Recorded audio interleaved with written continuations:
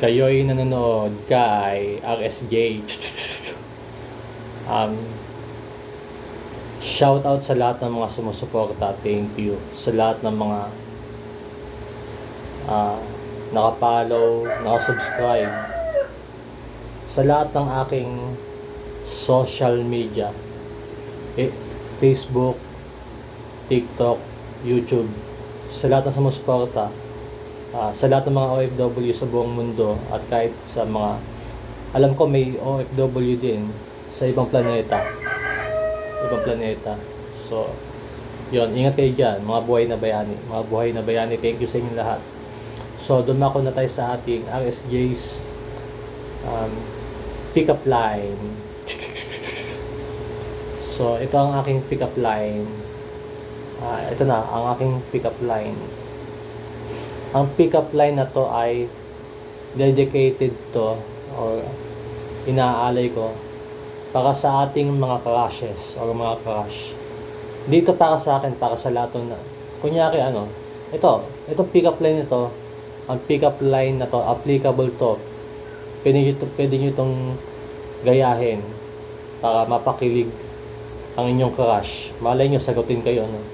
Kahit di pa kayo nililigawan. So ito ang ating pick-up line. Miss or crush, diwata ka ba?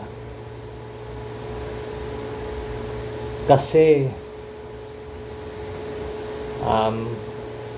ganito yun eh. Dahil sa tatlong manlalako ng Ryonan na sina Fukuda, Uzumi at Sendo, nakakatakot na sila ngayon makalaban. Malalakas na sila. Ito na siguro ang pagbagsak ng kampyon. Tumigil ka dyan, pangit. Sinasabi mo bang mas mahina ang Shouhoku kaysa sa Ryonan? Wala akong sinabi. Pinalo ng kainan ng Shouhoku. Score na naman. Ang galing mo talaga, Fukuda. O Sakuragi, saan ka pupunta?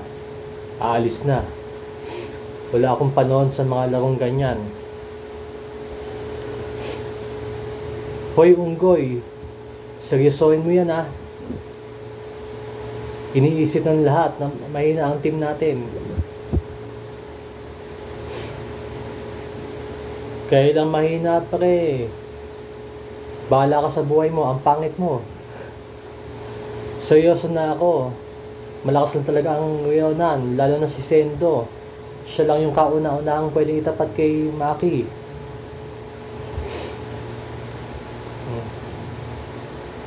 Ako ang tinawag nilang Golden Rookie. Ako ang papalit sa susunod na number 1 sa distrito na si Maki. Di habang panahon, naasa kami kay Maki. Gush, dunk. So yan ang ating pick-up line.